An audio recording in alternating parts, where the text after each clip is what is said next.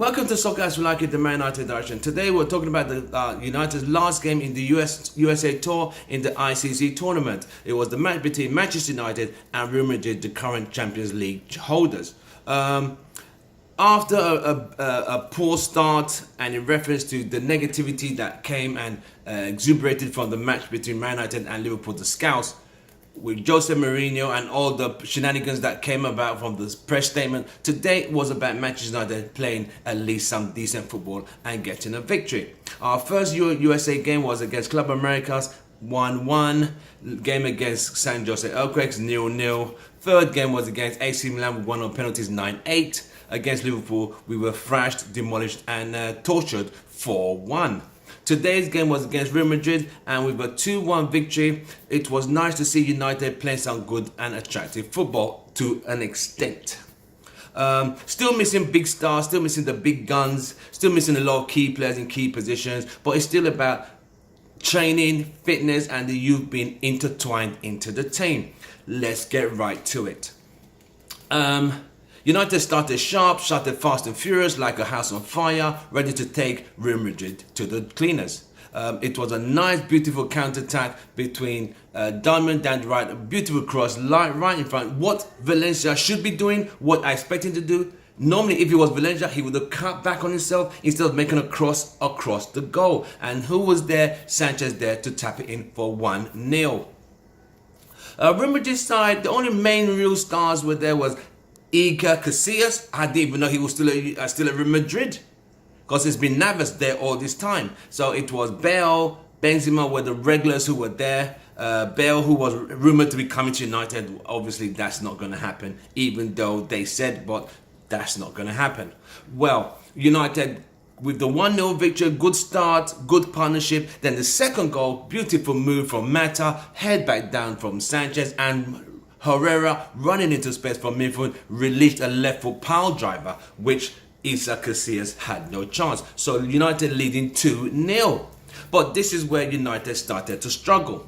Surrendering the midfield, Bailly playing very well at the back, cleaning up, defending well. Ofosu Mensah playing well. McTominay at the back seemed okay-ish. Pereira in the middle and Herrera. The team as a unit didn't play fantastic, but played enough to halt and disturb any plays built by Real Madrid. If you're watching this video, don't forget to hit the like button, don't forget to subscribe if you're a new viewer, and don't forget to hit your notifications so you get our videos on a regular basis. Real Madrid, as United started to sit back. United started sitting back, inviting pressure onto themselves, and Real Madrid started to take initiative of this. And this is where experience. Bailly was slightly injured when he hit his crown jewels and he went off for treatment. In that process, United started to struggle. United didn't look threatening again. We started surrendering possession. It was now 30% possession of United and 70% possession of Real Madrid. So it wasn't about the possession. It was about connecting and scoring the goals you create. So at that point, with Bailly coming back after being treated for the injury to his crown jewels, I think he was still agonizing. Him and Bailly and McTominay did not know what was going on. A beautiful cross and Benzema was there to tap it in, leaving De Gea no choice but stranded. And that was the game. 2-1 first half. Second half, Real Madrid trained, brought in the big guns, Isco, Cruz, Nacho, Essential. So they brought in the big guns to make a difference. But United held on, played well enough, stifled them in the midfield, just defended. De Gea made some good saves, and United were able to see the game out. So a good victory for United today. Something positive to say, something positive to talk about, something positive to look forward to, which is not a bad thing. Our next game is our last game of the tour before last game of pre-season is against Bayern Munich in Germany next Saturday. This Saturday, if I might say. After that is Leicester, our first game on a Friday.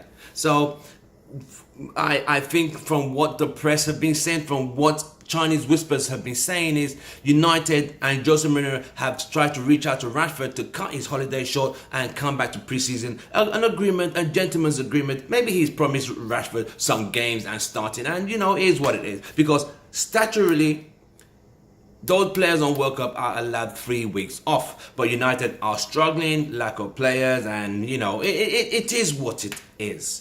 But on a positive note, we've beaten Real Madrid 2-1, and we've ended the USA Tour. So we've had 2 victories, 1 loss, and 2 draws out of 5 games, which is not a fair result, not a bad result, but it was just it's just what it is. There's nothing spectacular. It was a circus to some extent after the Liverpool destruction, but we've picked up ourselves and played. I just want the youth to be given more opportunities.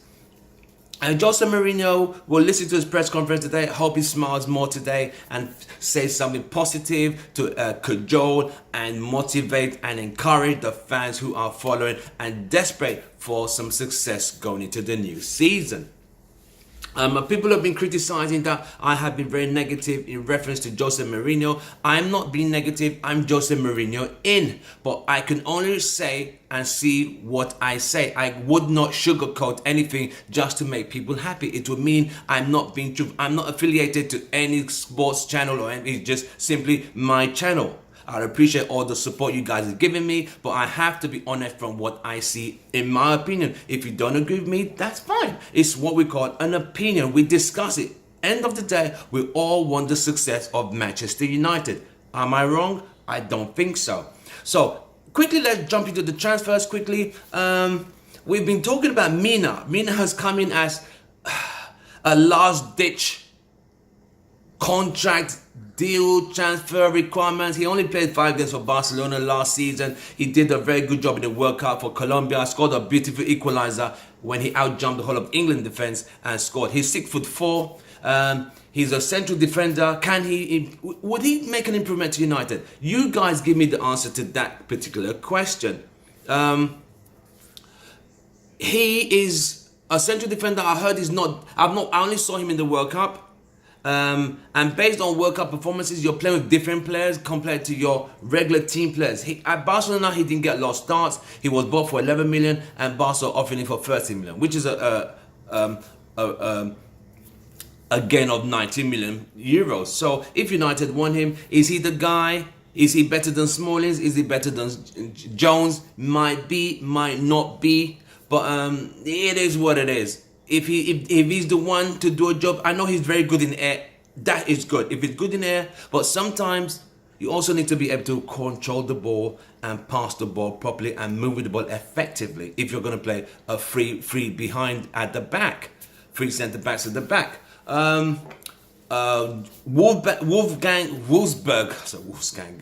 Wolfsburg have are interested in Luke Shaw and want to buy Luke Shaw from Manchester United because next season his contract it runs out at the end of this season. Would that be a change for Luke Shaw? Would that be something he wants to do? Would that improve his chances? Would that give him more game time? We shall see. Joel Herrera, our 3rd choice goalkeeper, is going to be loaned out to a team in Portugal. Victoria, lost my mind, I can't remember. Victoria, that's the name. It's Victoria something. I will get that and put that in the information later on. So we've talked about Mina, we've talked about Luke Shaw, we've talked about another one that's just coming through the Chinese whispers, coming through the rumor mill, is Rojo. Marcus Rojo being sold to Everton. Everton are offering 30 million. Do United want to sell him? My question is, this is my opinion, my suggestion. Rojo, I think, is a better footballer than Jones. Jones has his days, he's injury prone, he gets beaten quickly, loses concentration, and is done. Look at Hazard, tortured him in the FA Cup final, tortured him in the World Cup. And he's rugged, he's tough, he'll put his body on the line, but he sometimes doesn't have any football brain. This is what Roy Keane said. He said, if a defender keeps making mistakes, this was after the England and Belgium game, if a defender keeps making mistakes in a high-profile club, He's not going to learn. He's not going to change. So it means if the club can't get rid of him, it means the club cannot see how bad he is. He should be removed or sold off because he's not reaching the club's standards. But if the club is just going to accept that as for what, or that's all they have, then that's where we are.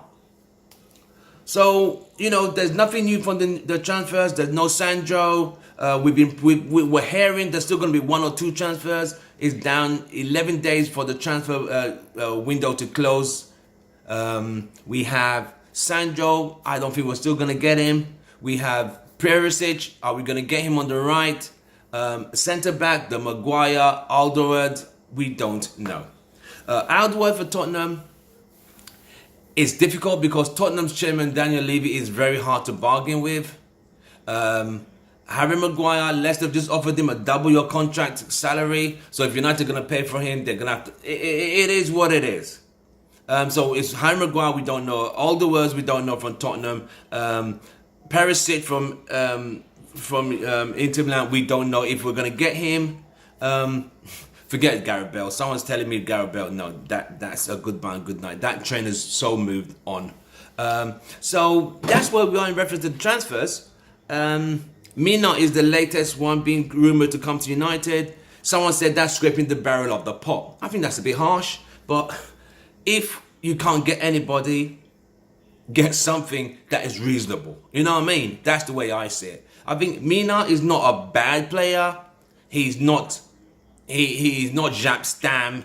Those of you who've been following United from back in the day when I started following United back in the 80s or 90s, he's not Jaap Stam. He's not Gary Pallister. He's not Steve Bruce. You know, he's not Rio Ferdinand. He's not Vidic. He's just a 6 foot tall, 6 foot forward player and good in the air.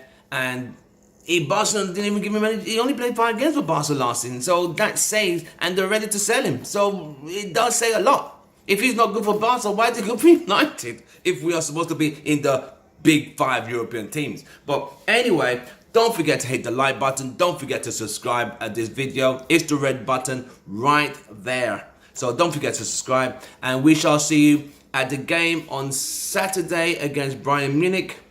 Today was a good victory for Man United. It does give and build confidence for the young players and for the team going forward. Thank you very much. And continue to do what we do best. Glory, glory, Manchester United. I'm Tim Russell. Thank you very much.